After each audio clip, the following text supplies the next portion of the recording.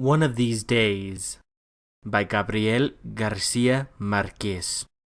Monday dawned warm and rainless. Aurelio Escobar, a dentist without a degree and a very early riser, opened his office at 6.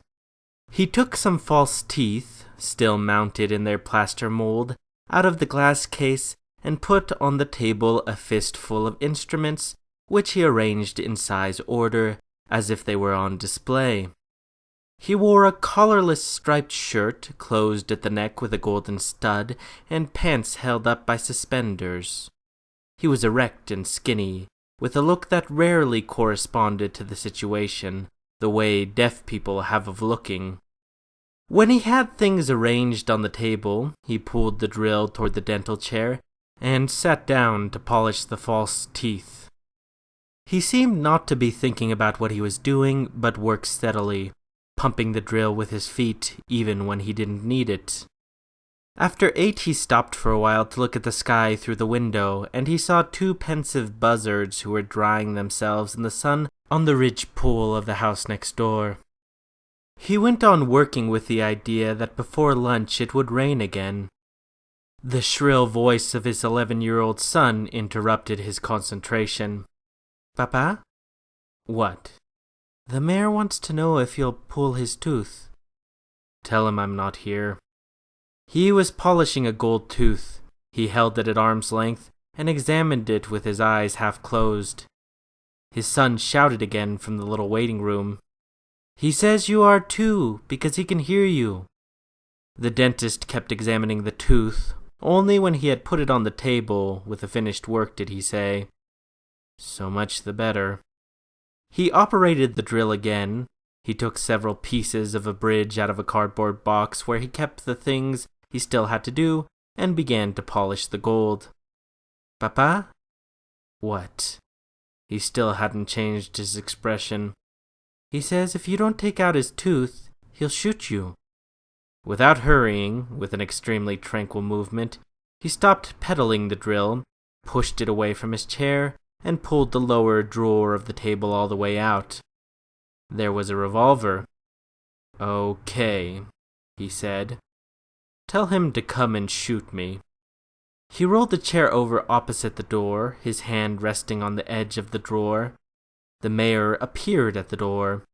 He had shaved the left side of his face, but the other side, swollen and in pain, had a 5-day-old beard. The dentist saw many nights of desperation in his dull eyes. He closed the drawer with his fingertips and said softly, "Sit down." "Good morning," said the mayor. "Morning," said the dentist. While the instruments were boiling, the mayor leaned his skull on the headrest of the chair and felt better. His breath was icy. It was a poor office. An old wooden chair, the pedal drill, a glass case with ceramic bottles. Opposite the chair was a window with a shoulder-high cloth curtain. When he felt the dentist approach, the mayor braced his heels and opened his mouth. Aurelio Escobar turned his head toward the light. After inspecting the infected tooth, he closed the mayor's jaw with a cautious pressure of his fingers.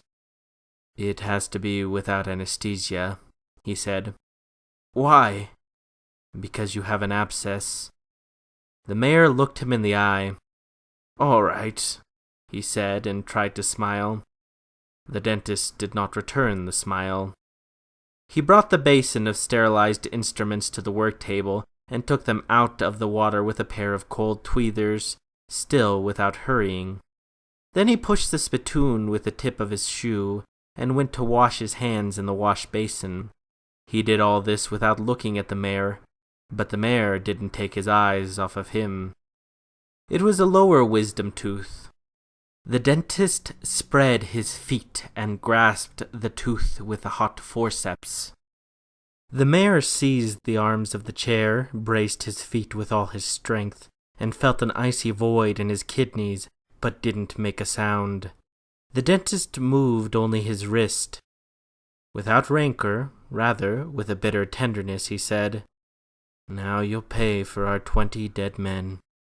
The mayor felt the crunch of bones in his jaws and his eyes filled with tears. But he didn't breathe until he felt the tooth come out. Then he saw it through his tears. It seemed so foreign to his pain that he failed to understand his torture of the 5 previous nights. Bent over the spittoon, sweating, panting, he unbuttoned his tunic and reached for the handkerchief in his pants pocket. The dentist gave him a clean cloth. "Dry your tears," he said. The mayor did. He was trembling. While the dentist washed his hands, he saw the crumbling ceiling and a dusty spiderweb with spiders' eggs and dead insects. The dentist returned, drying his hands. "Go to bed," he said, "and gargle with salt water." The mayor stood up, said goodbye with a casual military salute, and walked toward the door, stretching his legs without buttoning up his tunic. "Send the bill," he said. "To you or the town?" The mayor didn't look at him. He closed the door and said through the screen, "It's the same damn thing."